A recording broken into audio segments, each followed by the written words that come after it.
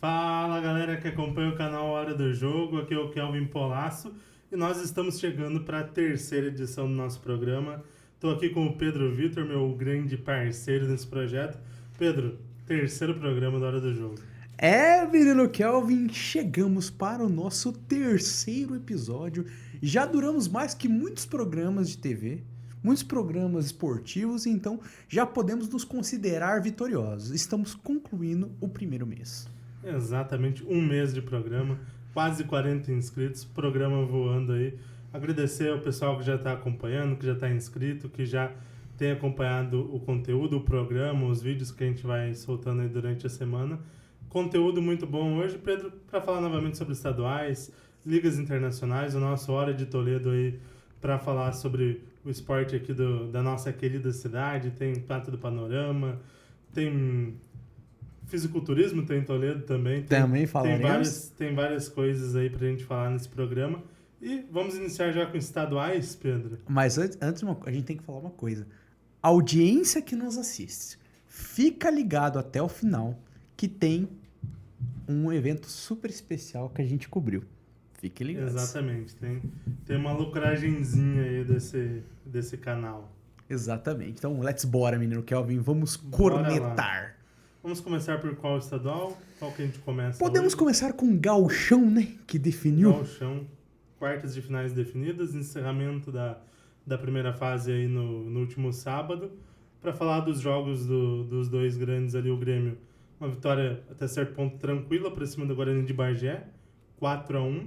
Primeiro tempo um pouco mais complicado, saiu na frente logo no início com o Pavon. O Guarani de Bagé buscou o empate ainda na primeira etapa. No segundo tempo o Grêmio deslanchou, fez 2 gols rápido ali, o Pavon marcando o segundo gol dele na partida. Teve o Diego Costa marcando um golaço de falta, estreando com gol. O Grêmio venceu bem, já estava garantido em segundo, somou 3 pontos numa tentativa de buscar o Inter ali na pontuação geral, para quem sabe ainda buscar decidir a grande final dentro de casa. O Inter já com o time praticamente todo reserva, conseguiu vencer o Juventude em Caxias do Sul, 2-1, manteve ali a diferença na liderança, já era líder, terminou mantendo ali os 28 pontos, classificado em primeiro. Juventude ficou em quinto lugar. Exatamente. O Internacional entrou em campo praticamente com apenas 3 titulares. Vitão, Bustos e o Antony. O titular da posição é o Rocher, mas como o Rocher está lesionado, até no treino de hoje foi o retorno dele às atividades com bola, dá para se considerar que nesse começo de temporada o Antony é o titular do Gol Colorado. Então um jogo tranquilo, um jogo sem maiores sustos, um 2-1 poupando muitos titulares, e agora vamos para as quartas de final. Exatamente. Antes de falar dos confrontos, falando dos rebaixados, Santa Cruz subiu e já caiu. Foi rebaixado, a equipe que estava aí há algum tempo na segunda divisão, e voltou à primeira divisão do Gauchão, treinada pelo Yarley, ídolo colorado, mas acabou fazendo uma campanha muito ruim, já estava rebaixado, então cai o Santa Cruz. E a outra é talvez uma surpresa, Novo Hamburgo, último time do interior a ser campeão aí no Rio Grande do Sul. Muita gente lembra lá do título em 2017, tirando o Grêmio nos pênaltis na semifinal, ganhando do Inter a grande final também nos pênaltis. Um time muito bom, mas o Novo Hamburgo nunca conseguiu dar esse passo a mais após o título. Em todas as temporadas ele brigando para não cair. Não conseguiu também se desenvolver em Copa do Brasil, em Série D. E esse ano uma hora chega. Como foi, por exemplo, o Rio Branco, ano passado, aqui no Paraná, que vinha muitos anos flertando com o rebaixamento, caiu. E agora acontece com o Novo Hamburgo. Nós vamos ao que interessa, quartas de finais, confrontos de mata-mata aí, Pedro. E só arrematando dos rebaixados. Uma das vagas já estava muito garantida. O time é muito ruim. Vamos ser bem sinceros. E pra gente, o que é o rebaixamento do Novo Hamburgo é a mesma coisa que esperar que hoje o Ipiranga, que é a grande força do interior, fosse rebaixado. Então, é a queda de uma grande equipe. Agora, Kelvito, nas quartas de final, eu já começo perguntando para o senhor. O seu time, menino Kelvin, você está otimista? Não. obviamente não estou confiante. Não estou tão confiante para essa temporada. Acho que a equipe pode sim melhorar, pode se desenvolver no decorrer da temporada. Confesso que já estou mais feliz com a equipe do que estava lá no início da temporada, principalmente com as chegadas do Pavon e do Diego Costa. Pavon iniciando muito bem aí em 3 jogos, 3 gols 3 assistências, Diego Costa estreando com gol, aparecendo aí alguns meninos, principalmente o Gustavo Nunes ali na ponta esquerda. Mas acho que é uma equipe que tem muito a crescer. Para Gauchão, acho que dá para chegar no mínimo à final. Enfrenta agora o Brasil de Pelotas, lembrando que as quartas de finais no Gauchão é jogo único, com vantagem do empate para a equipe que decide em casa, que teve a melhor campanha. Então, Grêmio e Brasil de Pelotas na Arena do Grêmio em Porto Alegre. Grêmio é favorito, mas é um jogo que tem que olhar com cuidado. O Brasil de Pelotas é uma equipe que demonstrou um futebol até certo ponto interessante na primeira fase. O Grêmio venceu lá em Pelotas por 1-0 na primeira fase, um jogo até certo ponto complicado, gol do André Henrique. Tem que ter os cuidados, mas joga em casa, tem a vantagem do empate, é mais time, entra com favoritismo. Mas é uma equipe que, principalmente defensivamente, tem sofrido muito já desde a temporada passada, então tem que ter esse pequeno cuidado, mas, como eu falei, entra com favoritismo. Sem dúvidas. O Grêmio, pra mim, é mais time do que o Brasil. Puxando agora os outros confrontos, a gente tem um Guarani e Juventude. Guarani de Bagé e Juventude. Pra mim, é nítido quem é o favorito.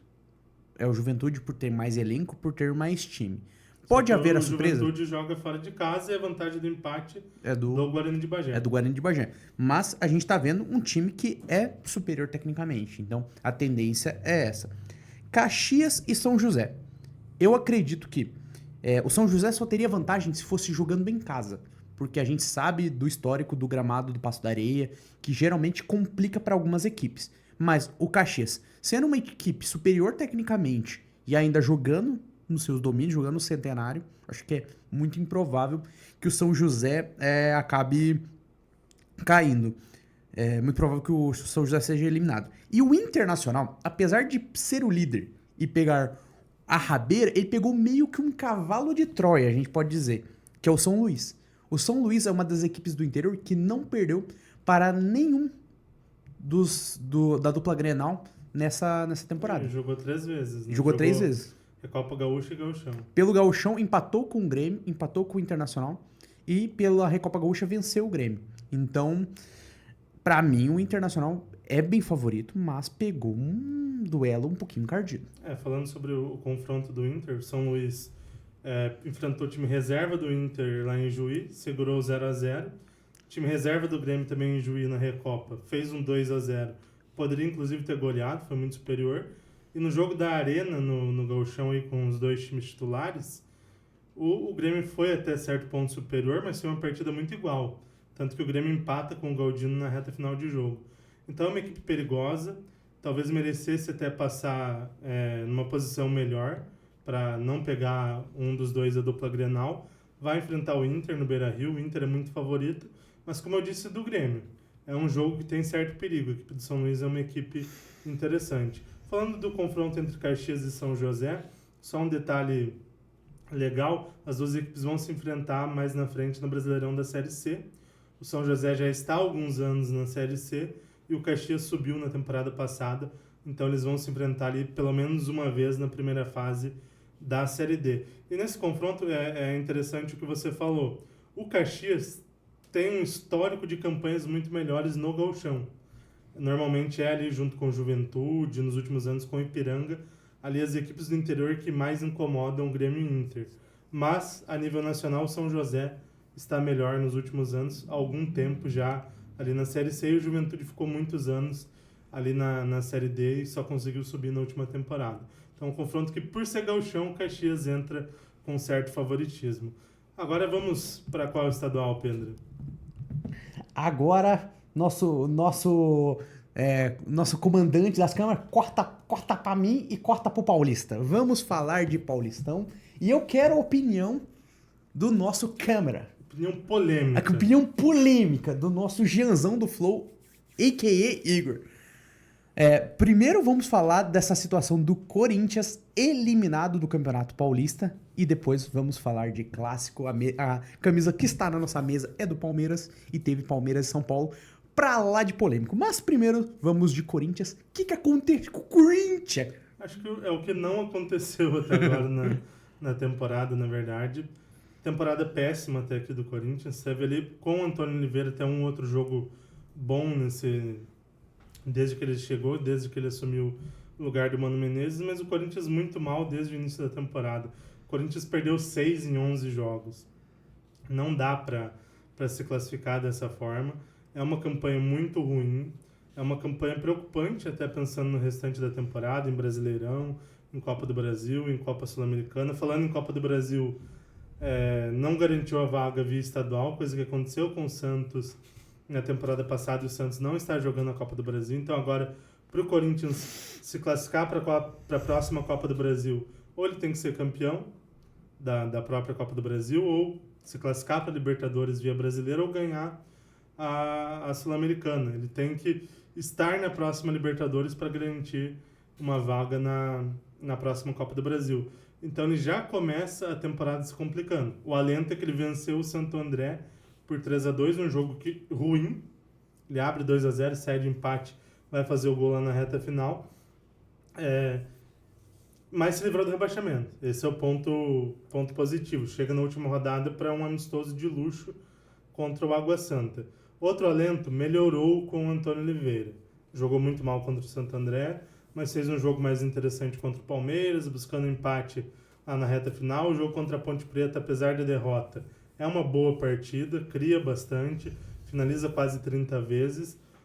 Melhorou com o Antônio Oliveira, mas ainda é uma equipe que precisa evoluir muito para, se não quiser ter mais problemas durante a temporada, se não quiser passar mais vexame. Exatamente. Para mim, a mesma coisa a situação do Corinthians. O Corinthians é um time que começou seu planejamento dando tudo errado. Parece que quando o Augusto Melo assume o controle do Corinthians, como ganha a eleição, se esperava que ele estava com o plano pronto. Mas foi provado que não era bem assim. Uma série de presepadas. Basicamente anunciar jogador, depois ter que voltar atrás. Não vamos manter o Mano, que acaba com a demissão e a contratação. Patrocínio sem multa rescisória, teve que pagar multa rescisória. Exato. Algumas coisas típicas de pessoas que não têm ainda o traquejo de estar num clube do tamanho do Corinthians. E principalmente num clube que estava incrustado com aquele grupo do Renovação e Transparência do André Sanches há 15, 16 anos. Era aquele grupo que mandava no clube. Agora eles estão reconstruindo um espaço, recolocando algumas pessoas que há muito tempo não estavam no clube de volta, algumas pessoas novas, então parece que foi a temporada mais complicada para você fazer uma reestruturação. Porque sem Copa do Brasil, ano que vem você abre sem uma grande fatia de renda que complica a situação. Agora vamos falar do clássico, né? Teve clássico, teve derby no final de semana lá em São Paulo. Palmeiras e São Paulo. São Paulo e Palmeiras foi no Morumbis.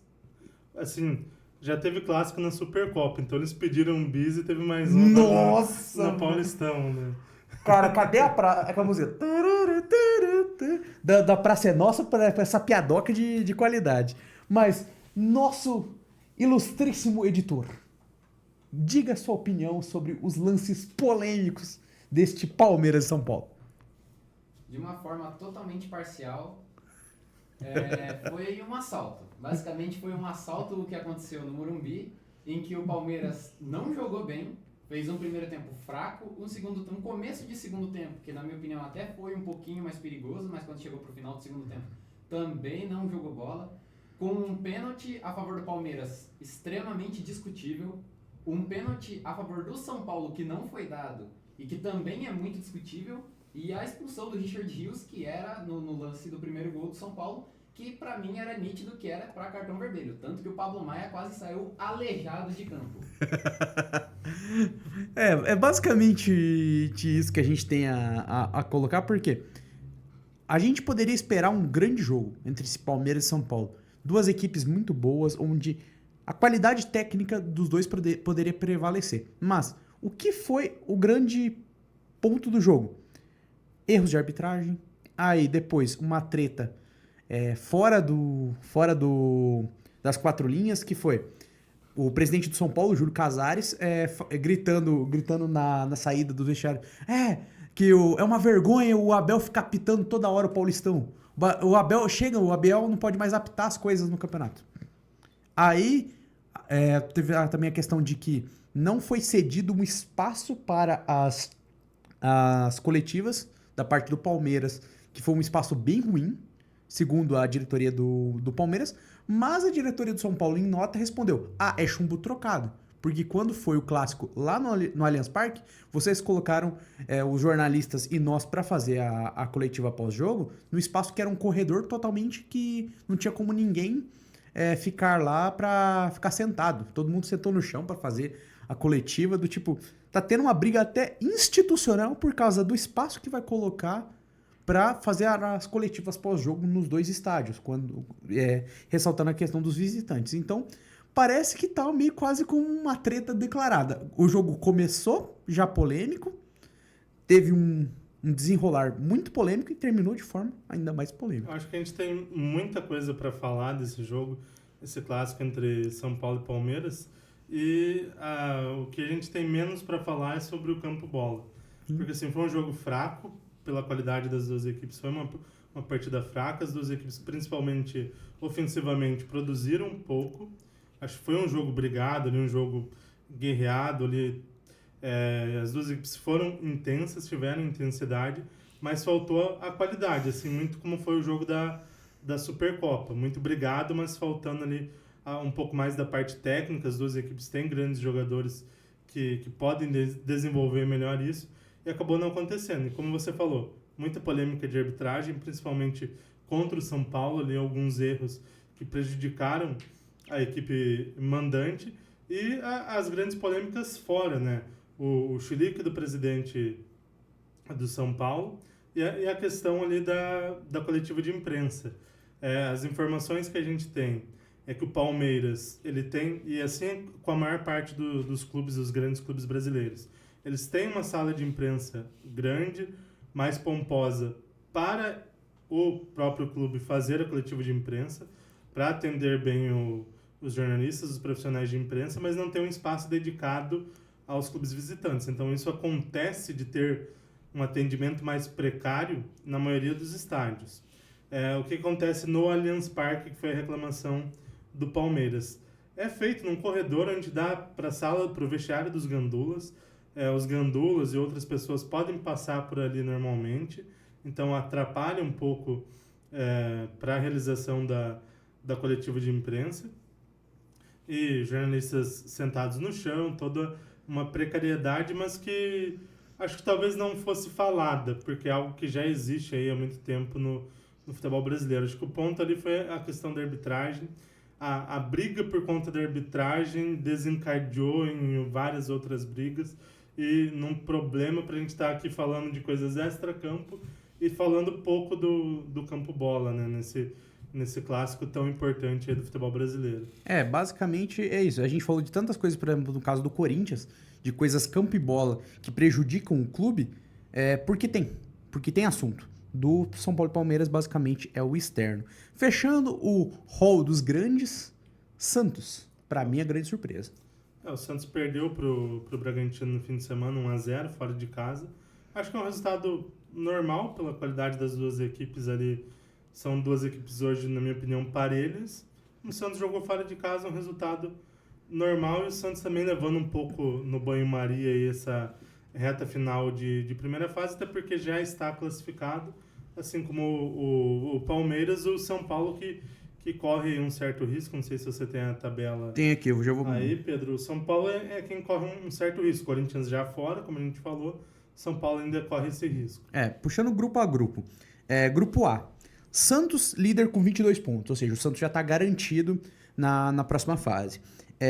O segundo colocado do grupo já é a Portuguesa, porque a Portuguesa tem 10 pontos e o terceiro colocado é o Ituano, com 6. Teremos então Santos e Portuguesa na Vila Belmiro nas quartas de final. Garantido.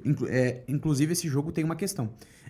Os atletas pediram para o jogo ser na Vila Belmiro, mas a diretoria do Santos ainda não descarta levar esse jogo para a Neoquímica Arena, para ter mais público e para ter mais faturamento. É um pedido dos atletas, e o Fábio Carilli falou que vai ser, mas ainda não é tão escrito. Não dá pra gente garantir ainda. Então tem essa possibilidade.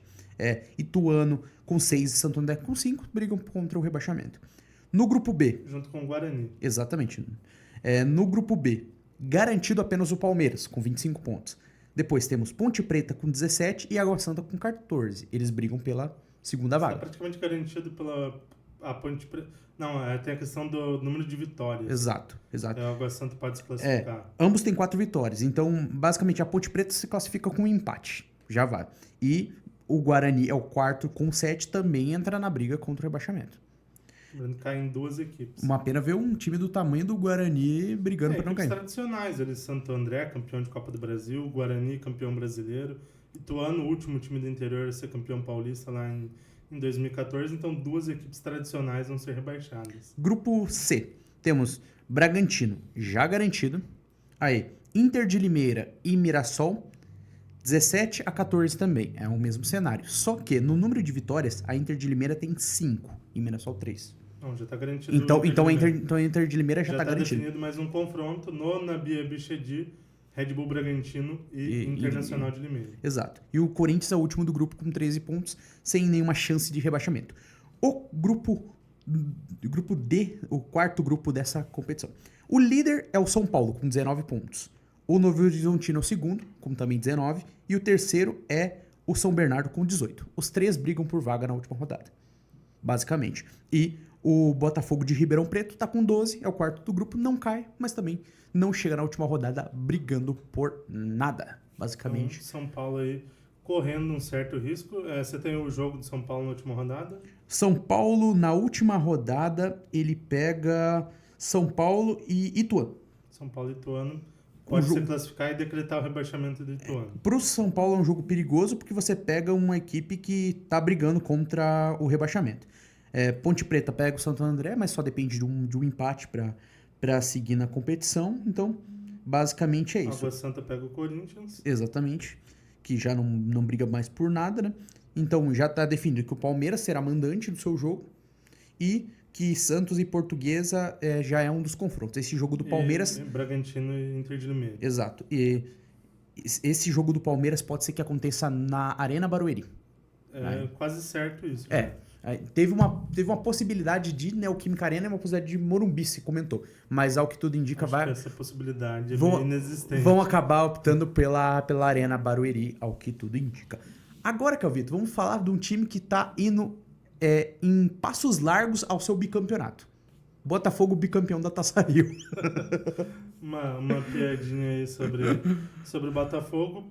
Clássico na última rodada. O Botafogo precisava vencer, mas precisava de uma derrota do Vasco contra a Portuguesa. O Vasco goleou a Portuguesa, até jogou depois, fez um 4-0 tranquilo, assegurou a vaga ali tranquilamente. Botafogo e Fluminense fizeram um clássico esvaziado no Maracanã.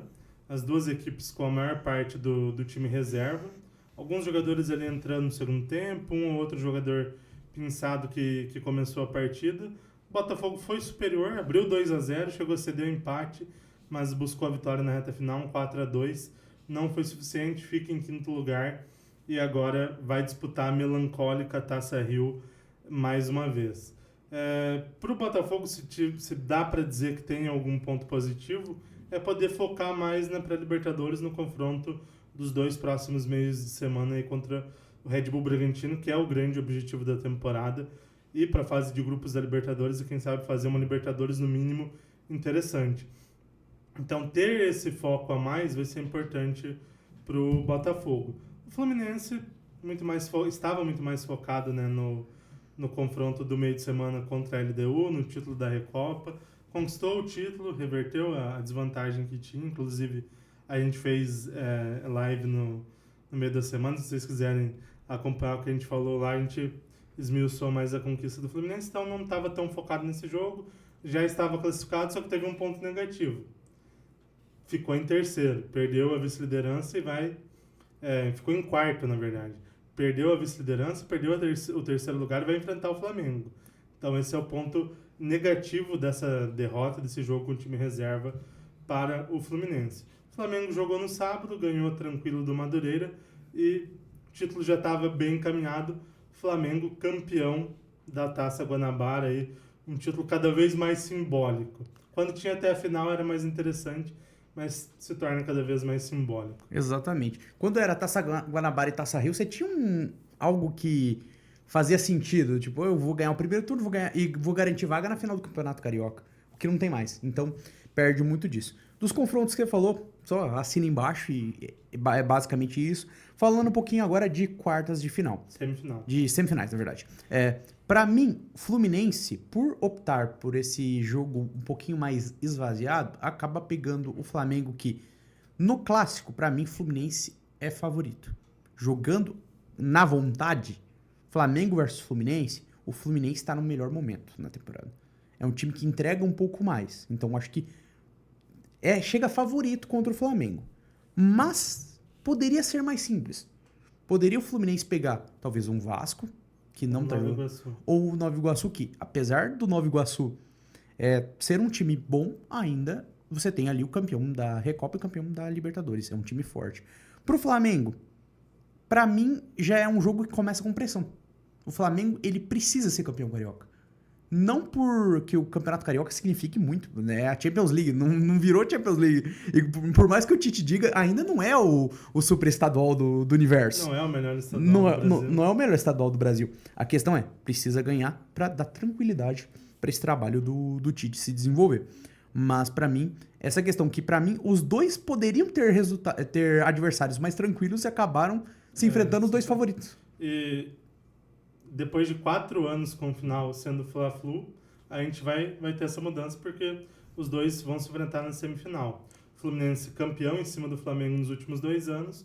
Nos 2 anos anteriores, o Flamengo havia derrotado o Fluminense na grande final. Sobre esse confronto, eu vou numa linha um pouco diferente. Eu acho que é um confronto muito igual. Por que eu digo isso? Não vejo o Fluminense numa fase tão superior à do Flamengo. A gente até citou lá na nossa live sobre a Recopa que a temporada do Fluminense é com alguns altos e baixos. Muitos jogos com time reserva, alguns jogos com o time titular não jogando tão bem. A única exceção foi o jogo de volta da final, onde joga bem, onde tem uma atuação um pouco melhor, mas ainda assim com alguns momentos ali não tão bons, principalmente com uma posse de bola um pouco mais improdutiva. Então eu acho que é um jogo que chega para mim quase nos 50-50. São duas equipes tecnicamente muito boas. Acho que taticamente o Fluminense, por ter um trabalho mais longo, está mais avançado, mas em questão de futebol ao longo da temporada não vejo muita diferença. Acho que nenhuma das duas equipes empolgou ainda. Ponto positivo para o Fluminense, o título da Recopa, que dá uma moral para esse jogo. O Flamengo tem um ponto positivo que é a vantagem dos dois resultados iguais. 2 empates da Flamengo, uma vitória para cada lado pela mesma diferença de gols da Flamengo também, assim como esse é o ponto positivo para o Nova Iguaçu. Nova Iguaçu chega para o confronto contra o Vasco da Gama com a vantagem de 2 resultados iguais. E falando sobre esse confronto, Vasco para mim favorito, mas o Nova Iguaçu é uma equipe que jogou muito bem a primeira fase, talvez tenha sido até o futebol mais agradável da primeira fase em vários momentos. Na Copa do Brasil vai enfrentar o Inter e vai ser um adversário perigoso, porque ganhou de 8-0 na primeira fase, a maior goleada até aqui da Copa do Brasil.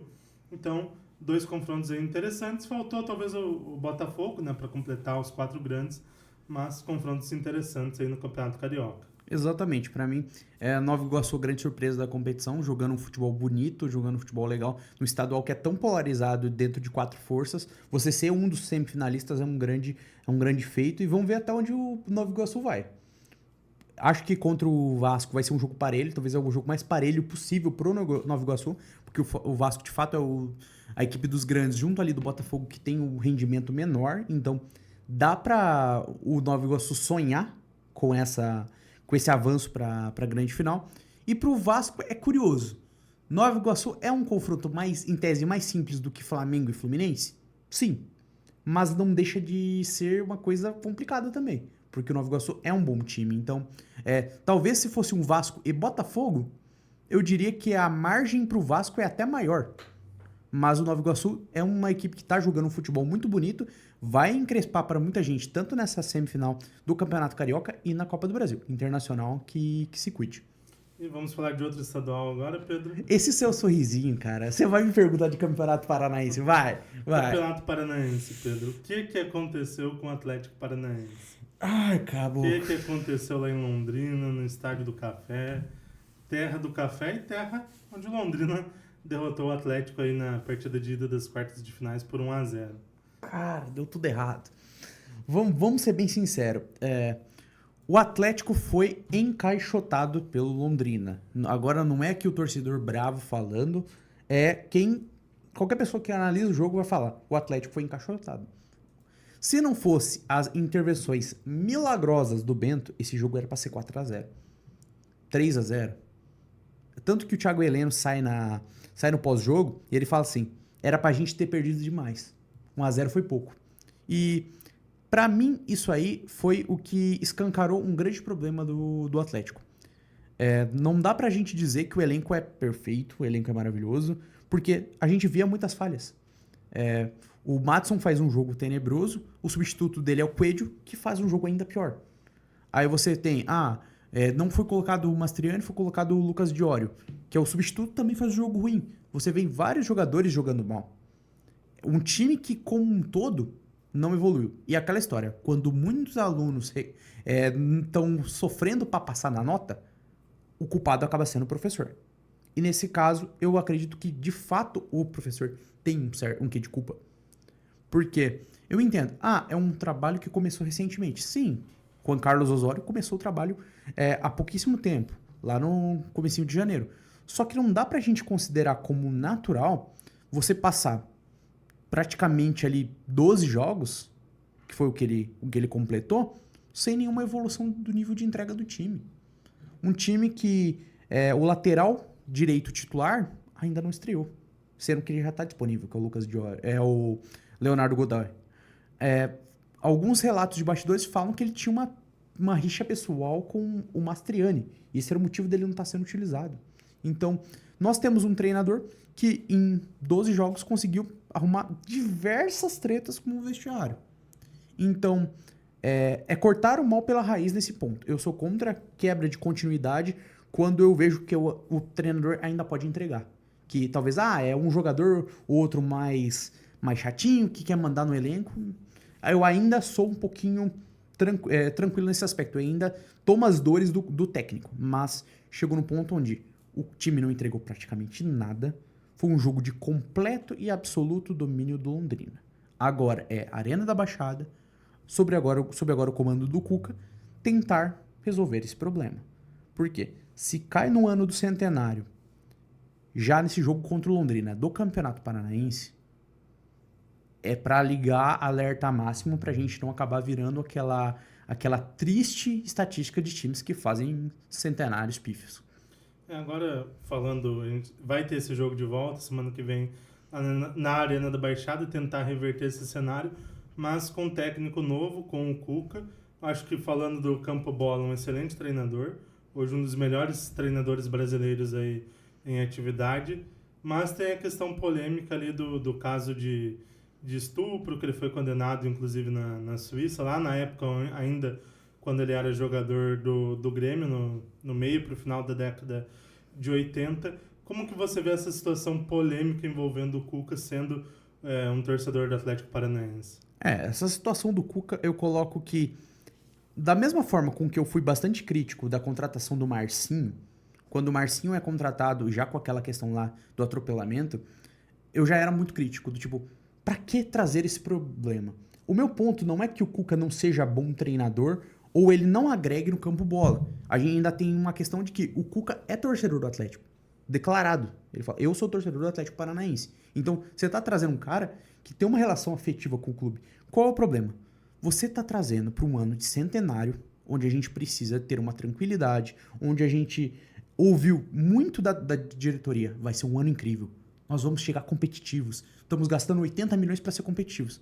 Aí você traz um treinador que tem seu currículo, tem seus títulos conquistados, mas um treinador que traz esse fator negativo que só desestabiliza ainda mais. Você faz todo um trabalho para trazer o torcedor de volta ao estádio. Tem torcedores que não vão mais ao estádio. Corre esse risco. É claro, todo mundo fala, depois do primeiro título, todo mundo, por mais crítico que seja, acaba abrindo mão. Cara, o Marcinho foi campeão da Copa Sul-Americana e eu não vi essa mudança. Ele continuou sendo odiado do dia que ele chegou até o dia que ele foi embora.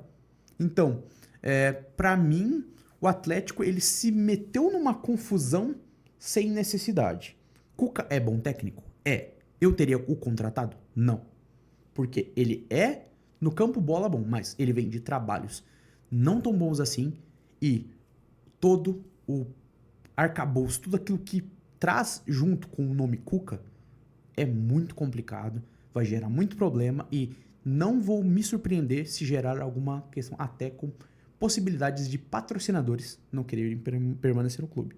Então, pra mim, é a mesma coisa que você comprar um carro todo detonado, só porque ele tem o símbolo lá de uma marca famosa, uma marca esportiva. É você comprar um carro com motor fundido, com tudo zoado, mas um dia ele já foi um carro. Se reformar vai ficar bom, só que nunca mais vai ser o mesmo. Exato. Acho que nesse caso, a minha opinião, a gente até conversou nos bastidores, é muito parecida com a sua. Como eu já falei, a qualidade do Cuca como treinador no campo bola é inegável, um dos melhores treinadores atualmente do futebol brasileiro, um dos mais vencedores, ele já ganhou brasileiro mais de uma vez, já ganhou Libertadores, já ganhou a Copa do Brasil, ganhou diversos títulos, inclusive com futebol bonito em algumas das ocasiões, da maioria delas, mas tem essa questão. Ele foi condenado, ele não pagou pelo crime, não sofreu com a punição pelo crime, então é uma questão muito complicada. O Atlético deveria ter um cuidado maior, talvez pensado em outro nome. Eu sou gremista, mas falo de um jogador de um treinador que na época de jogador a situação aconteceu enquanto ele era jogador do Grêmio, depois inclusive é o jogador que marca o gol do primeiro título da Copa do Brasil do Grêmio, lá em 89, depois treina o Grêmio também, e treinou vários clubes aí no futebol brasileiro, a maior parte dos grandes clubes do futebol brasileiro, já com essa situação já meio que exposta para todo mundo, né? Nos últimos anos veio a questão da condenação, que foi quando explodiu de uma forma maior toda essa questão, mas é complicado, vai ter, igual você falou, possibilidade de patrocinadores tentando boicotar, os próprios torcedores, muitos não vão ser a favor dessa contratação, então é arrumar um problema desnecessário.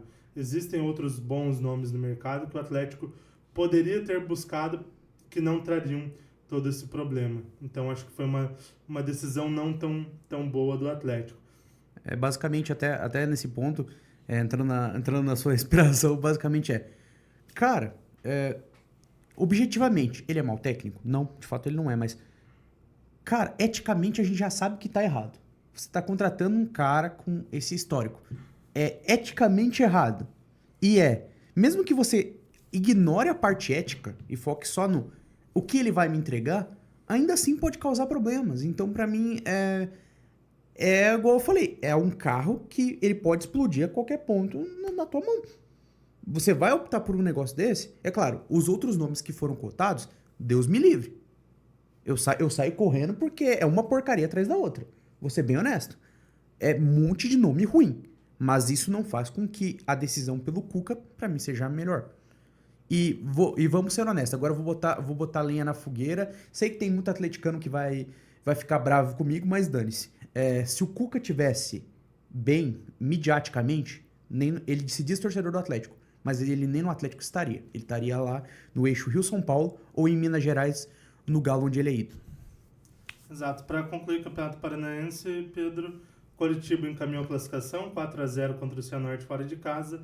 Azures e Operário ali, talvez no confronto mais equilibrado. Equilíbrio mantido 0-0 lá em Pato Branco. Jogo de volta na semana que vem lá em Ponta Grossa. Nesta segunda tá rolando Cascavel e Maringá. De momento, resultado de momento, o FC Cascavel tá ganhando por 1-0. Tá com 35 minutos na hora da nossa gravação, né? Agora estamos gravando às exatamente 8h34 no horário de Brasília, mas por enquanto FC Cascavel tá ganhando do Maringá lá no Olímpico Regional. Jogo na semana que vem, jogo em Maringá. Exato. Azures e Operário, um equilíbrio que a gente já esperava, e Coritiba e Cianorte, até a gente citou no programa anterior que a minha grande preocupação era o gramado, que eu achei que o Coxa poderia ceder um pouquinho dentro do gramado do Albino Turbai, mas 4-0, Coxa chega só pra assinar a vaguinha pra semifinais. Protocolar, o jogo de volta. Um jogo bem protocolar. Vamos agora falar de Mineirinhos, menino Kiel. Falar de Minas Gerais, pão de queijo e futebol, né? Pode trazer meu pão de queijo, vamos falar de Minas Gerais, meu pobre. Também chegando à reta final do campeonato aí, semifinais definidas lá em Minas Gerais, né, Pedro? Teremos o primeiro confronto dessas semifinais, um duelo animal. De um lado, o Galo, do outro, o Coelho. Teremos um Atlético Mineiro e América. E o segundo confronto, Tombense versus a Raposa, né, contra o Cruzeiro. Menino Kelvin, quais são suas análises? Campeonato Mineiro, a última rodada o Galo venceu bem o Ipatinga, 3-0. Não vinha bem na competição, oscilando muito, ganhou bem, a vaga já garantida. Cruzeiro também venceu na rodada e agora semifinais definidas. Cruzeiro e Tombense, jogo perigoso para o Cruzeiro, não faz uma temporada ali oscilando bastante, mas chega como favorito para chegar à grande final do Campeonato Mineiro. Falando do confronto entre Galo e Coelho, entre Atlético Mineiro e América Mineiro, é um confronto onde a gente tem uma equipe do Atlético Mineiro muito melhor tecnicamente, falando de elenco, falando peça por peça, é muito superior. Mas o futebol que apresentou até aqui na temporada é um futebol muito parelho com o América. Na maior parte da temporada, o América, inclusive, tem jogado melhor do que o Atlético. Então, um confronto em que o Atlético Mineiro chega como favorito por ter um elenco muito melhor, mas se for falar pelo que as duas equipes estão apresentando até aqui na temporada, é um confronto que chega muito parelho. Até uma semifinal meio curiosa, né? Porque se a gente for avaliar, qual dos 4 times tem o melhor elenco? Galo. Quem tá entregando o futebol mais fraco? Galo. Por quê? É só a gente lembrar dos confrontos diretos. Galo e América, empate. Empate que o América dominou o jogo. Galo e Cruzeiro, vitória do Cruzeiro. Então, basicamente, o Galo... E o América ganhou do Cruzeiro. E o América ganhou do Cruzeiro. Então, a gente vê um caso onde o Galo tem mais elenco, mas o Galo não dá para ser considerado favorito por estar entregando pouco e ainda a questão Filipão. Filipão deu uma entrevista após o último jogo, uma coletiva que repercutiu mal nos vestiários do clube. Pelo que saiu de informações de que ele deixou claro que estaria insatisfeito com algumas situações acontecendo, principalmente relacionadas à torcida. Falando que a torcedor tem a função de apoiar, tal, que não é pra ficar criticando. E alguns atletas do tipo assim, a gente sabe que a gente tá mal, não precisa tentar tapar o sol com a peneira. E foi essa questão, que a torcida reagiu mal e também o elenco reagiu mal. Então, parece que a situação do Filipão também não está das melhores. E eu acho que isso pode respingar também na questão do campo bola. Tombense e Cruzeiro, para mim, confronto complicado. Porque Cruzeiro é mais time, mas também não é mais time por larga margem. Eu diria que é um dos estaduais mais indefinidos de todos. Não me assustaria se a final do Campeonato Mineiro fosse um América e Tombense. Exato, campeonato muito equilibrado. Mas, Pedro, vamos mudar de assunto. A gente falou bastante já sobre os campeonatos estaduais. Vamos falar sobre ligas internacionais que rolaram aí no fim de semana. Começando, a gente dividiu aqui para o nosso programa, cada um fala sobre 3 das principais ligas, começando pelo campeonato português, né, Pedro? É uma liga portuguesa, com certeza. Já cruzamos o Atlântico e chegamos em Portugal. Ô menino Kelvin, será que o Porto vai tomar multa de trânsito por ter atropelado o Benfica no Campeonato Português? Exato, uma goleada impiedosa. Uma goleada cruel, uma goleada impiedosa, e quem sorri com essa brincadeira é o senhor Sporting. O Sporting segue muito líder. Passar a classificação aqui com vocês, galera, e até o nosso grandíssimo editor Igor já colocou aí na tela para vocês, mas Sporting líder com 59, com um jogo a menos, Benfica 58 e o Porto com 52. O Porto se aproximou um pouquinho, tendo ganho do Benfica por 5-0, e o Sporting ainda tem um joguinho a menos, pode abrir a vantagem, que já é de 1 ponto, para 4. Então, situação muito boa para os leões avançarem. E os brasileiros muito bem na partida. 2 gols do Galeno, um gol do Wendel e um gol do PP. Basicamente, a legião brasileira causando dores de cabeça para o Benfica, que perde um jogo que era vital para colar no Sporting. Na verdade, estava na liderança. Exato, era um jogo vital para você seguir ali na briga, porque, considerando que o Sporting tem um jogo a menos. Então, você precisa ser competitivo, você precisa estar na mesma batida do que o agora líder. Então, acaba tendo essa dificuldade. Agora, entrando numa liga que eu estou acompanhando um pouco mais, campeonato francês, final de semana, na verdade foi lá na sexta-feira ainda, o PSG encarou o Mônaco, ficou no 0x0, um jogo morno, um jogo não tão bom pro lado do PSG, jogou lá em Mônaco 0x0, Kylian Mbappé saiu ainda no primeiro tempo e nem ficou no banco na segunda etapa.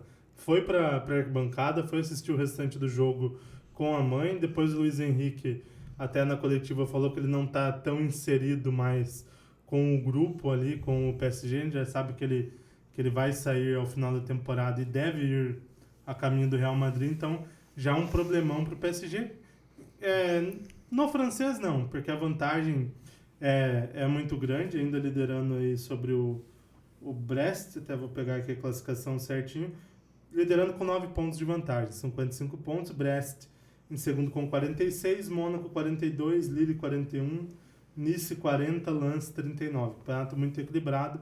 Brest avançou um pouquinho ali em segundo, mas o PSG vai ser campeão?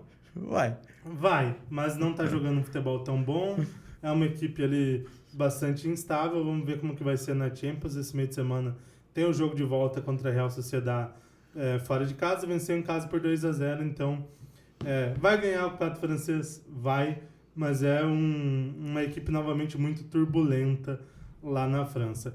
Pedro, campeonato italiano, como é que tá? Itália! Não, só antes de comentar o que você falou, campeonato disputado. Ele é disputado do segundo pra baixo, né? Que o PSG tá mandando e desmandando. Ele é o patrão. E falando sobre outro campeonato que tá com uma crise muito grande de patronagem, vamos falar de campeonato italiano. Mais uma vitória da Internazionale para zero surpresa, né? 2-1 para cima do Genoa. Internazionale líder com 72 pontos. Abriu 15 para a Juventus. Enquanto a Juventus está com Hellas 57.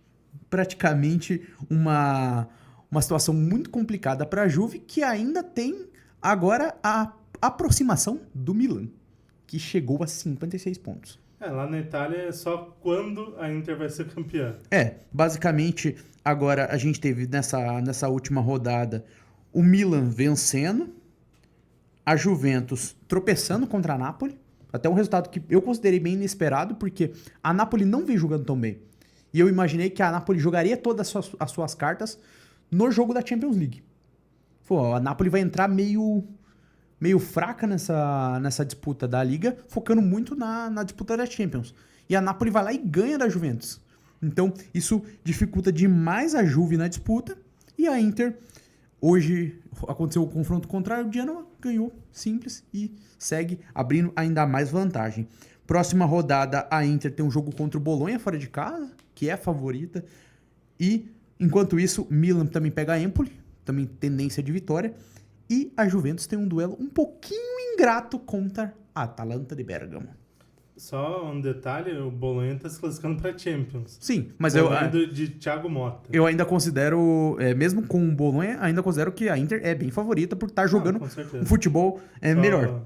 Só o detalhe da campanha do Bolonha. Enquanto para mim a Juventus tem um joguinho um pouquinho ingrato contra a Atalanta, porque a Atalanta é a sexta colocada e a Juve não tá jogando esta bola toda. Exato. Agora vamos lá para os lados da Alemanha, Pedro, para falar de Bundesliga.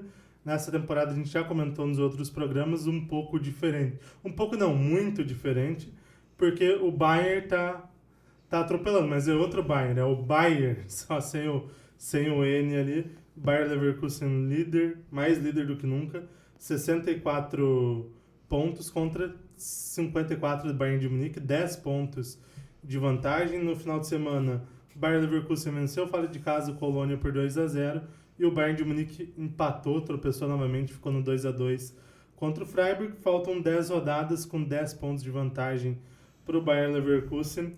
Título muito encaminhado e é aquilo que a gente fala a cada semana. É uma equipe quase imbatível, porque não perde. Não perdeu ainda na temporada, seja na Bundesliga, seja na Copa da Alemanha, seja na UEFA Europa League. Vamos ver como que vai ser essa reta final do Bayer Leverkusen. Encaminhou o título na Bundesliga, como que vai ser, como que ela vai tratar a UEFA Europa League agora que começa o mata-mata contra o Karabag ali do Azerbaijão, Copa da Alemanha. se eles vão poupar jogadores em algum momento, se vão poupar peças pontuais, como que eles vão levar essas 3 competições, mas título muito encaminhado também para os lados da Alemanha. Pedro, agora vamos falar de La Liga? Antes de falar de La Liga, nosso editor ia fazer uma pergunta sobre Bundesliga. Mande, jovem. A pergunta do editor é: vocês acham que o Bayer Leverkusen tem capacidade para equiparar o feito do Arsenal de ser campeão invicto? Olha, eu acho que é possível, mas assim, são 10 jogos ainda. Falta pouco para terminar o campeonato, mas 10 jogos são muitos jogos para você ficar sem perder.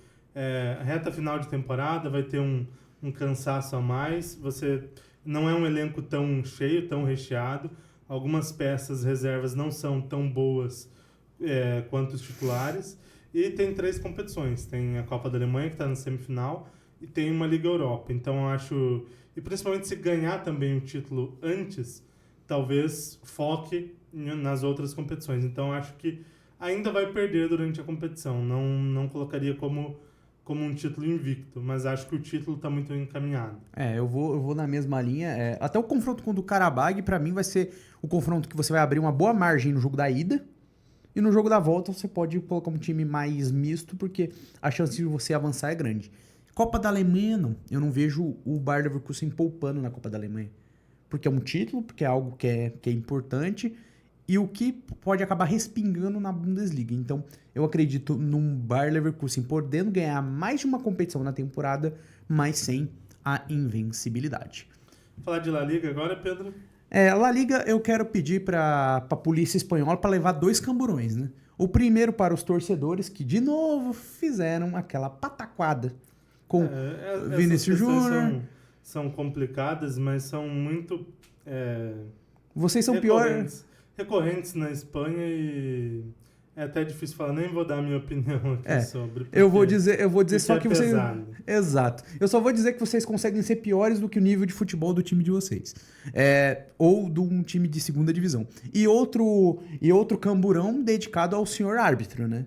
Que assaltou o Real Madrid num lance que seria um gol de Jude. No último lance ele apitou com a bola rolando. Com um cabeceio em movimento de Jude Bellingham, que seria o gol da vitória, o gol da virada. Que ia gerar uma tretinha? Ia gerar uma tretinha, tomar a virada com 2 gols do Vini. Atura ou surta, Valência. Atura ou surta. Ia ser vitória. Mas mesmo assim não tá fazendo falta pro Real Madrid, líder disparado do campeonato espanhol, tendo ali o Girona ainda como um segundo colocado. Para mim, o Real Madrid, praticamente ninguém tira esse título do Real. É um time que tem uma dificuldade agora com uma questão de elenco, que ainda tá perdurando algumas lesões, dificultando o trabalho, mas já estão surgindo notícias. Courtois pode ser que volte para as próximas rodadas. Abril. Militão, pode ser também que retorne. Acho que é basicamente o mesmo período, pelo que eu vi. Então, o Real Madrid, que está sofrendo ainda com uma questão de lesões, pode ser que acabe ele tendo alguns reforços para esse finalzinho de temporada, que tem um confronto importantíssimo contra o Red Bull Leipzig pela UEFA Champions League e também pela La Liga, mas, para mim, muito encaminhado o título madridista. Exato. Agora, para encerrar as ligas internacionais, depois tem uma surpresa nesse sentido também. Premier League, a liga mais importante. Nossa, que sotaque, menino Kelvin. Premier League. Premier League. Você não tem o seu sotaque francês? Vou ter o meu inglês também. Respeita. Não, agora, editor, qual que é melhor? Premier League ou Straight Brestois? Eu gostaria de ver o teste do sotaque alemão dos dois para ver quem que tem uma melhor qualidade. O Deutschland. Borussia Bayer Leverkusen. Respeita o Deutschland. Nossa, rapaz. Nessa eu prefiro não opinar. Exato, mas agora vamos falar do que interessa, a Premier League. Final de semana, o Liverpool venceu de novo, fora de casa, o Nottingham Forest por 1-0, mantendo a liderança, gol do Darwin Núñez lá no final do jogo, aos 54 do segundo tempo. Darwin segue evoluindo aí com a camisa do Liverpool. Nossa! Com o perdão do trocadilho. E o Liverpool se mantém na liderança. Hoje, neste dia que a gente está gravando este querido programa, esse programete, o Arsenal foi encarar o lanterna Sheffield United lá no Bramall Lane em Sheffield e não anotou a placa, 6-0. O Arsenal goleando aí nas últimas rodadas da Premier League e segue ali na cola do Liverpool e do City. Ontem a gente teve clássico de Manchester, mas foi um atropelo também. O United até abriu o placar logo no início com o Rashford, mas depois só deu o City, o United encaixotado lá atrás. Phil Foden foi responsável pela virada com 2 gols, Erling Haaland fez o gol na reta final, 3-1 para o City, poderia ter sido mais, mostrando como que é o desnível entre as duas equipes de Manchester hoje, o Manchester City muito mais forte e se mantendo ali na briga pelo título. Liverpool segue na liderança, 63 pontos, Manchester City 62 pontos, Arsenal 61, os 3 aí nessa briga, faltando 11 rodadas para o término da Premier League. Próxima rodada vai ter algo muito interessante. No sábado, o Arsenal encara o Brentford em casa. Favorito, vai estar um pouco de olho no jogo contra o Porto, que é no meio de semana seguinte, mas deve entrar com força máxima, porque o título da Premier League é muito importante.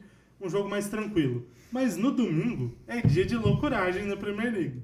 Porque no domingo, 12h45, horário de Brasília, em Anfield Road, Liverpool e Manchester City vão se enfrentar. O gerente ficou maluco, Brasil. É loucuragem na Premier League, valendo a liderança aí da competição mais importante do futebol internacional, das ligas internacionais. Detalhe, é o último Klopp contra Guardiola. Exato. Porque Jürgen Klopp está deixando o comando do Liverpool e eles não podem mais se enfrentar em Champions League.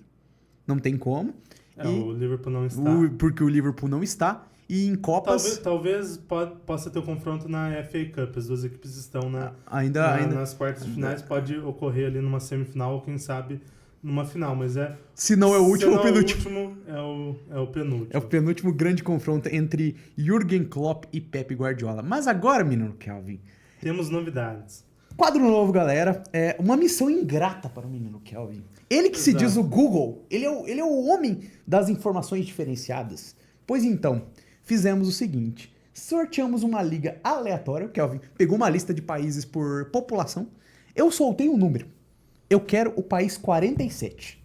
E qual que é o país 47, menino Kelvin? Estamos falando de Gana. Vamos falar um pouco aí sobre a liga ganesa. Até vou procurar aqui na minha colinha, porque foi uma pesquisa um pouco mais difícil. Vou trazer aqui algumas curiosidades sobre esta liga incrível, Liga Ganesa. Primeiro, falar um pouquinho sobre como que está o campeonato atualmente. O líder é o Samartex, com 35 pontos, a equipe que ainda não é campeã de Gana, então buscando aí um título inédito. O campeonato ali com a maior parte das equipes com 19 jogos, lembrando que são 12 equipes em Gana, então o campeonato já aí a primeira fase, pelo menos, partindo para a sua reta final. O segundo colocado é a maior equipe ali, uma das maiores campeões de Gana, que é o Asante Kotoko. Está com 32 pontos, 3 pontos atrás. Ele não cresce, né? Exato, é um Kotoko. uma bela piada aí sobre a Liga Ganesa. Podemos ser cancelados? Podemos, mas sem dúvida. O humor sempre em primeiro lugar. Falando sobre os títulos, falando aí sobre história, o Asante Kotoko é o maior campeão com 26 conquistas. Ele cresceu. Exato, cresceu muito lá no futebol ganês. 26 títulos, o último título lá em 2020. Hearts of Oka é o segundo maior campeão com 18 títulos. A última conquista do Hearts lá em 2008. O Asante Gold é ex-campeão, ganhou a última vez lá em 2016, então campeonato ganês aí sempre nessa loucuragem, grande campeonato, inclusive acompanhem sempre este grande campeonato aí, o futebol africano. Já falei bastante aqui no canal sobre Copa Africana de Nações, Copa do Mundo, Gana, que foi pela primeira vez para a Copa em 2006, depois jogou 2010, 2014, ficou fora em 18, voltou em 22. Aquele jogo épico em 2010 lá contra o Uruguai, a mão do Soares ali, quase foi a primeira seleção africana a chegar a uma semifinal de Copa do Mundo, mas ninguém falava sobre a Liga Ganesa. E nesse programa a gente está falando, e tem mais alguns detalhes sobre a Liga Ganesa, vou pegar aqui. Muito se fala das equipes do grupo Red Bull, Fórmula 1, que a gente vai falar daqui a pouco, tem Hoje a melhor equipe é do grupo Red Bull. A gente tem dois times até no Brasil, o Red Bull Bragantino e o Red Bull Bragantino 2, que está jogando ali a Série A3 do Paulistão. Tem o Red Bulls New York nos Estados Unidos, Red Bull Leipzig na Alemanha, principal time do projeto, Red Bull Salzburg na Áustria. Mas para quem não sabe, tinha um time em Gana entre 2008 e 2014, era o Red Bull Gana. Eu vou pegar aqui certinho a cidade. Mas é o único clube, inclusive até em cima, é uma curiosidade essa eu sabia, que é o único clube da história da Red Bull que eles fecharam o projeto. Exato. Todos os clubes da Red Bull eles se mantiveram. Ok, no Red Bull Brasil acabou virando Red Bull Bragantino 2, mas ele não acabou o projeto, ele só foi renomeado. É o único clube criado pela Red Bull que acabou o projeto. Exato. E o porquê que eles acabaram com esse projeto? O projeto não vingou. Começou lá na terceira divisão de Gana, se não me engano até sobe para a segunda divisão, mas na segunda divisão nunca passa da fase de grupos. Então nunca nem chegou perto de chegar à primeira divisão, e na Copa de Gana nunca passou da primeira fase. Então foi um projeto que realmente não vingou, mesmo num futebol talvez um pouco mais fraco ali de Gana, um projeto que não vingou. Em 2014, após novamente não passar da fase de grupos da segunda divisão ganesa, não conseguia se... Na verdade, eles foram rebaixados, não conseguiram acesso da terceira para a segunda. Até um detalhe ali que eu deixei passar. Então, eles não conseguiram voltar para a segunda divisão, decidiram acabar com o projeto. Depois a estrutura passou a ser utilizada por outros clubes de Gana e meio que o clube foi absorvido, virou um clube mais de base, uma academia de desenvolvimento do Feyenoord da Holanda. Então, um rolê meio aleatório aí da Liga Aleatória da Semana aqui na hora do jogo, a Liga Ganesa. Confiram a Liga Ganesa porque é bom demais. Red Bull não deu asas nesse caso. Red Bull não deu asas nesse caso. Acabou caindo. E o Red Bull, que era da cidade de Sogakope, em Gana. Esse... O produtor também é cultura. Não, esse hora do jogo é brilhantismo. a cultura Ainda brasileira. bem que temos um grande produtor para nos auxiliar nesse momento. Nosso gigantesco produtor, nosso Steven Spielberg das câmeras. Sim, senhores. Galera, é um quadro que a gente vai estar trazendo, revezado com outros formatos, mas sempre para trazer algo diferente para vocês. Vocês já estão acostumados tanto com os programas de esportes trazendo sempre as mesmas coisas.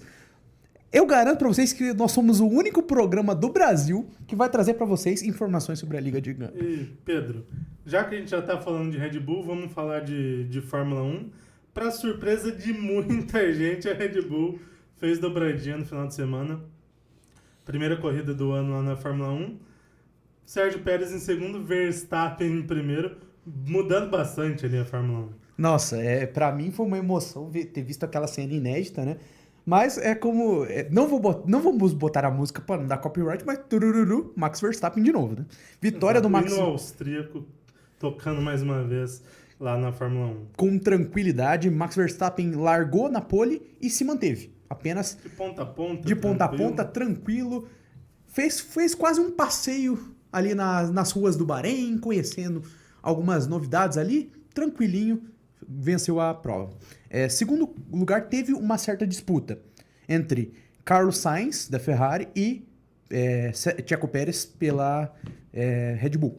Acabou que o mexicano prevaleceu. Pérez ficou em segundo, anotando a dobradinha da Red Bull, então tudo dentro de uma certa normalidade. O que me chamou bastante atenção foi o desempenho da Ferrari, de ter... Primeiro, Sainz andando à frente de Charles Leclerc. Foi uma das principais surpresas para mim. E ter o Sainz como terceiro colocado e Charles Leclerc como quarto. Outra surpresa positiva dentro agora da Mercedes, George Russell. George Russell fazer uma boa prova, ficando ali à frente do Hamilton. Em quinto colocado. Sexto, Lando Norris, sendo um bom resultado para a McLaren, e a questão Lewis Hamilton ficando em sétimo lugar. Teve alguns problemas ali no carro, a cadeira quebrou, teve ali alguns probleminhas, não foi tão bem nessa corrida. Parece que aquela união sinistra, Toto Wolff com Lewis Hamilton, que durante muito tempo foi responsável por ele ser incrivelmente competitivo. Quando ele não era campeão, ele era o vice-campeão, sempre sendo muito forte. Parece que essa união meio que se quebrou. Justamente na última temporada de Lewis Hamilton, ainda como piloto da Mercedes. Lembrando, temporada 2025 ele vai ser piloto da Ferrari. Então, E um ponto interessante dessa primeira corrida, a gente viu 5 equipes ali muito à frente das outras. Porque só 5 equipes pontuaram, e os 10 primeiros pontuam, e os 2 carros dessas 5 equipes que pontuaram, Red Bull, Ferrari, Mercedes, McLaren e Aston Martin. exato. E Aston Martin sendo mais uma vez surpresa para essa temporada, crescendo. E igual você colocou, você tem uma Red Bull nadando de braçada, é a principal equipe, é o melhor carro. A Ferrari assumindo esse segundo lugar, superando a Mercedes, mas ameaçado por uma McLaren. Porque eu coloco ali, o nível da McLaren é talvez para desbancar a Mercedes se a equipe Mercedes não conseguir organizar seu carro.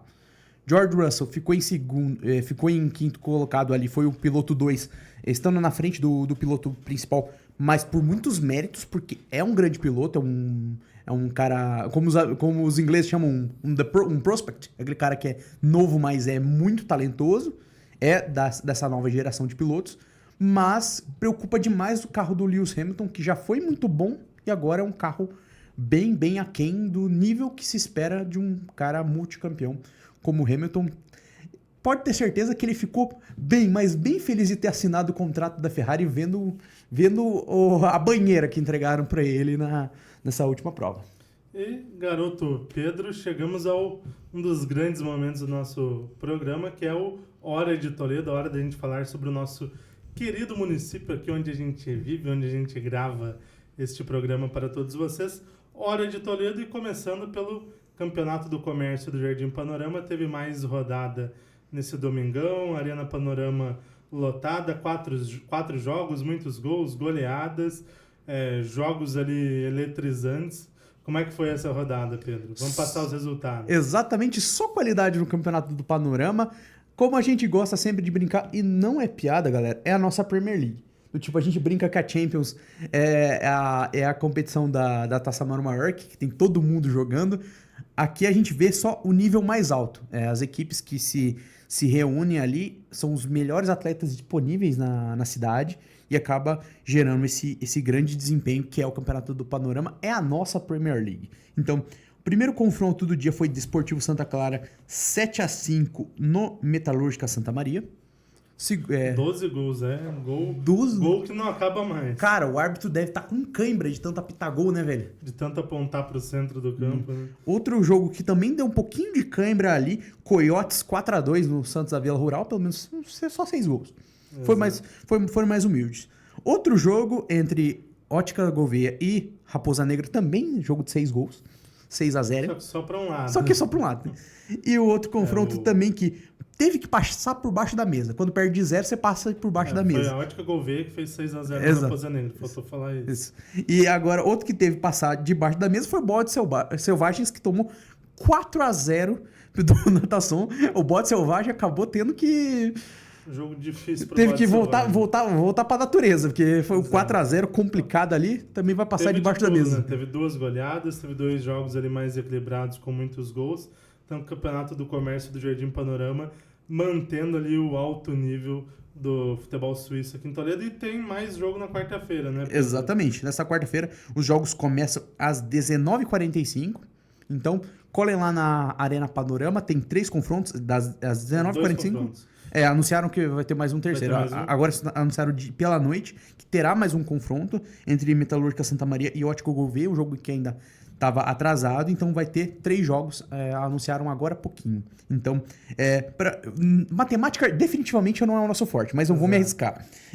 12 gols com 6, vamos para 18, com 6, mais 4. 24, mais 4, 28 gols. 28 gols em 4 jogos, galera. É uma média, fazem as contas aí, mas é uma média muito boa. É um campeonato muito legal, muito divertido pra você acompanhar. Gol é que não falta. Só falando os jogos da quarta-feira, 19h45 Guidi FC e Panceira FC, 20h45 Máfia do Peixe e Mecânica Ribeiro, aí 21h45 provavelmente é o terceiro jogo que você citou ali, Ótica Gouveia e Metalúrgica Santa Maria. Então, já sabem, a Arena Panorama é o ponto de encontro aí do futebol suíço aqui na cidade de Toledo. Você pode comprar um pastel, um sorvete, um milkshake, aquela cervejinha, um refrigerante, conversar com os amigos, ver a galera e ver principalmente o futebol de enorme qualidade.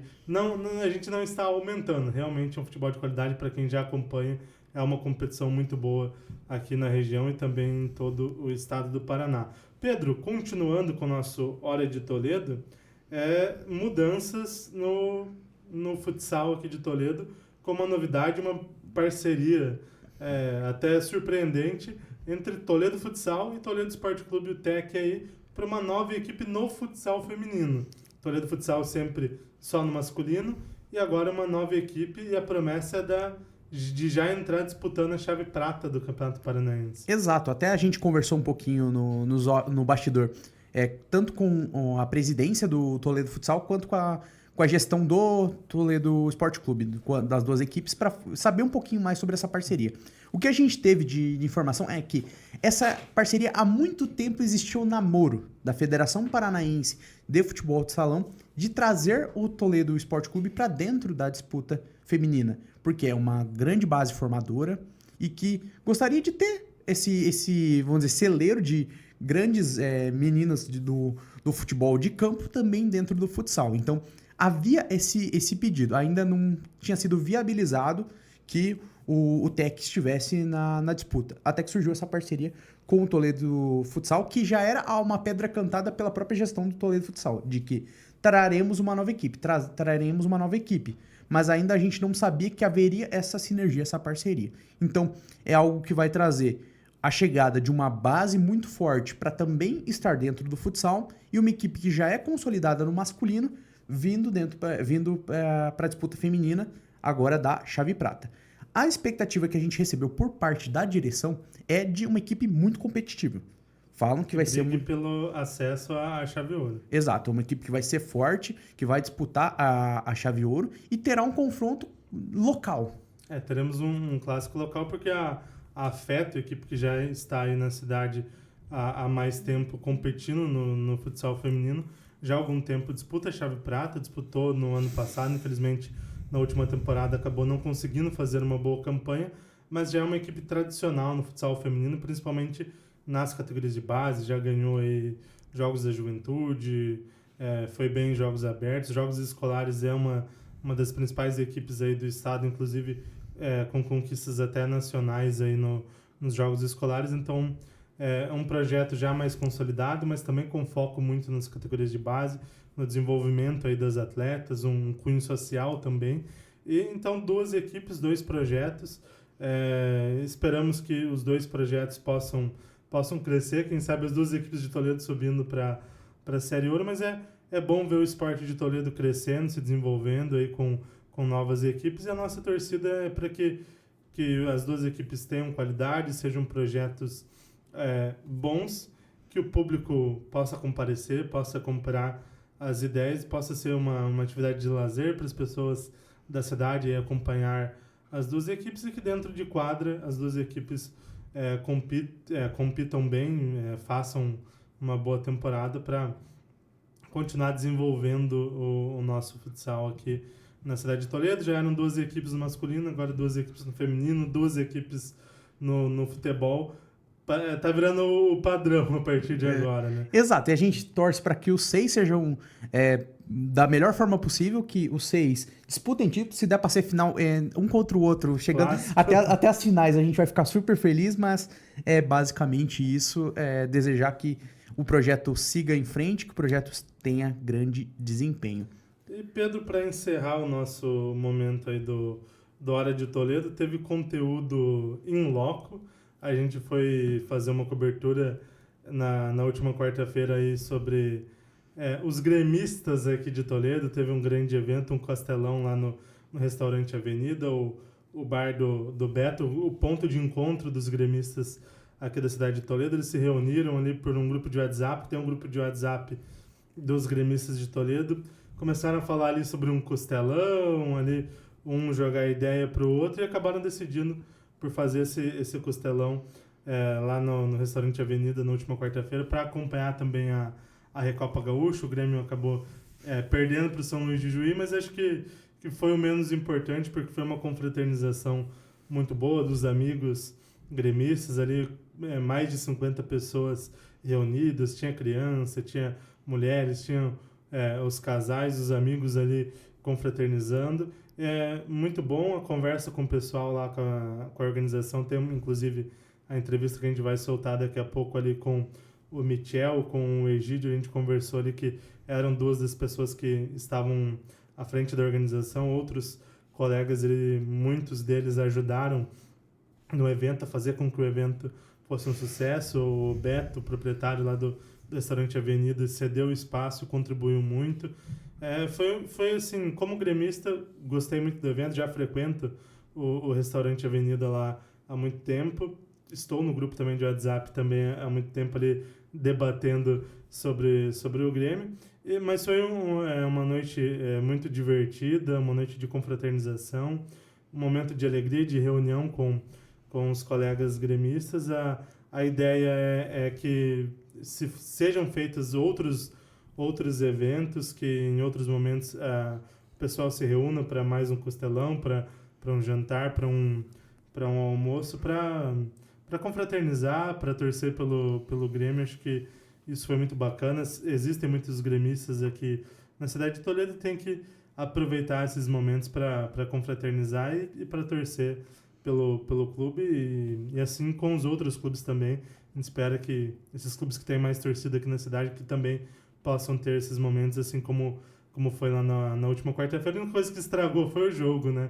O Grêmio acabou não indo bem, foi com o time reserva, acabou sendo derrotado. O jogo em si não foi um grande espetáculo, mas o que vale é a confraternização ali, o encontro entre os gremistas. Foi muito bacana. Meus parabéns a todos os organizadores e que se repita muitas vezes. E antes de rodar, só dizer, tava muito bom o costelão, rapaz. Costelão maravilhoso. Nosso amigo Elite. Amarildo Fernandes, que também...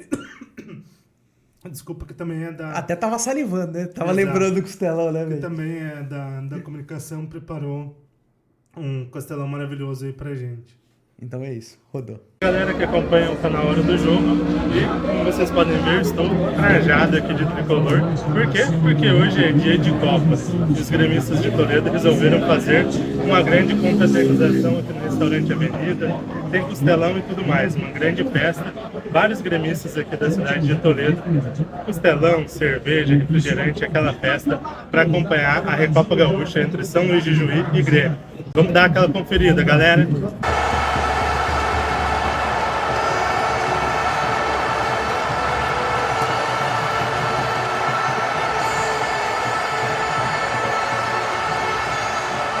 Fala galera que acompanha o canal Hora do Jogo, estou aqui com o Michel, ele que é um gremista. A gente está aqui na confraternização dos gremistas para a Recopa Gaúcha, um costelão, aquela cerveja, um refrigerante ali, todo mundo confraternizando em família, maridos, mulheres, os filhos, todo mundo aqui confraternizando. Michel, seja muito bem-vindo ao canal.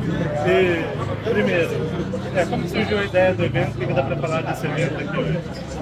A ideia foi reunir os gremistas, acender aquela chama que estava um pouco apagada aqui em Toledo, o pessoal estava animado, então nos reuniam, os amigos do WhatsApp, os amigos do bar, amigos de anos, e conseguimos juntar uma galera legal para confraternizar.